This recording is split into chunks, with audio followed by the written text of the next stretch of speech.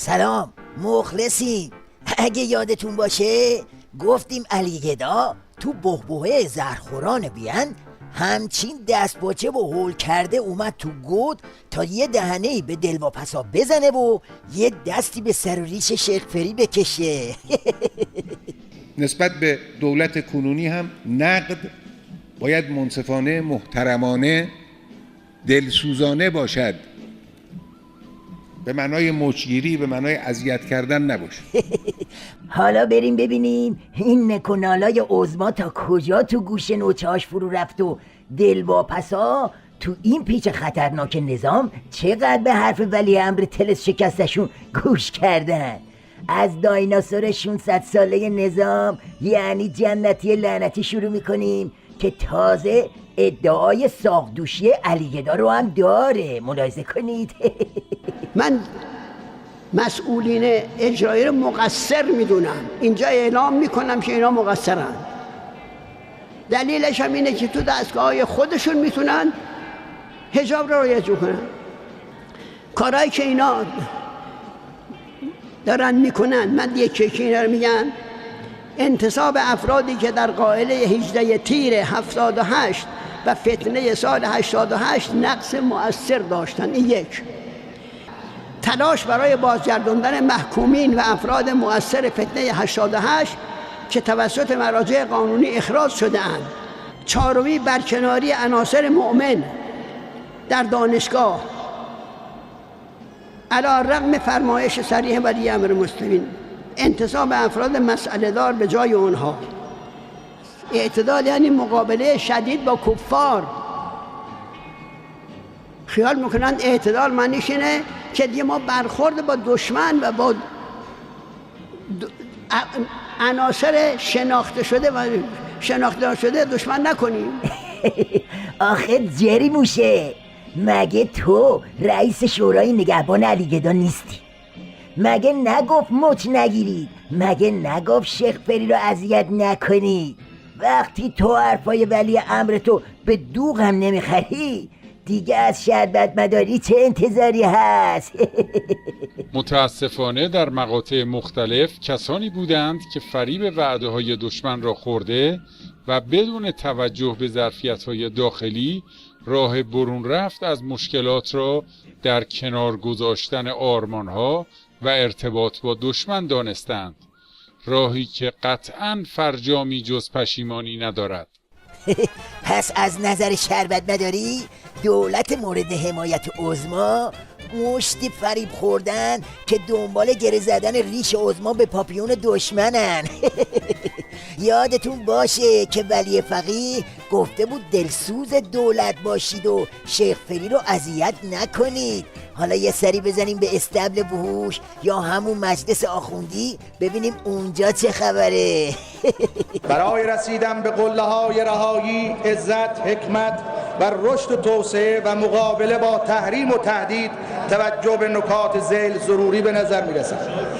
توجه به اصل 84 قانون اساسی از یک طرف و امتناع وزیر محترم خارجه در اطلاع رسانی شفاف مذاکرات ژنو به نمایندگان از طرف دیگر، تو گویی نمایندگان نامحرمند تا چه رسد که ملت بخواهد که بداند.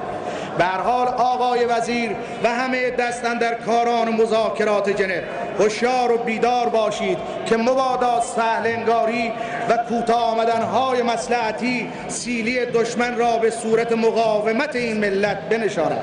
لذا بیش از خوشباوری‌ها و ژست و فیگورهای قهقه‌آمیز دیپلماتیک درایت، بصیرت، دانایی و توجه به آرمان این ملت بزرگ لازم است.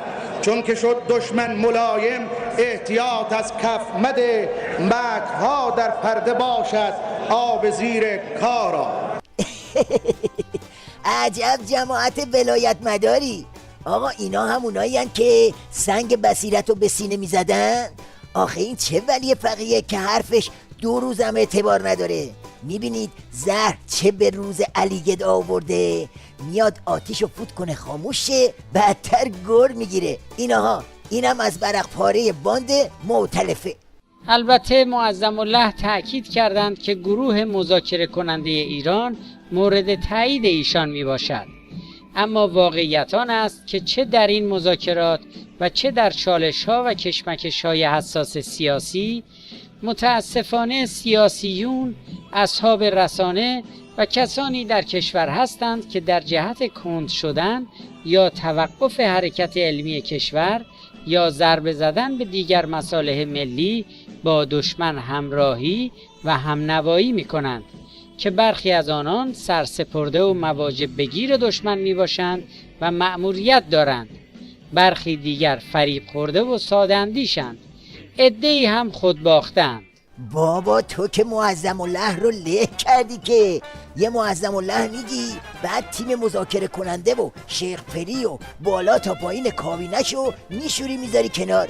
این وسط یه تیویریش واسه علی گدا مونده که کاری نداره جز مالکشی به شکافای نظام و از این ادا و اطوارا. هماهنگ و استوار مقابل زیاده خواهی ها.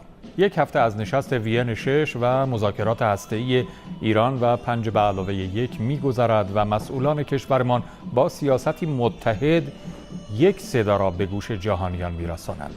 ایستادگی هماهنگ مقابل زیاده خواهی ها، خواسته مردم، توصیه رهبری و تأکید این روزهای مذاکره کنندگان هسته‌ای است. آره دیدی، آهنگتون خیلی هماهنگ بود.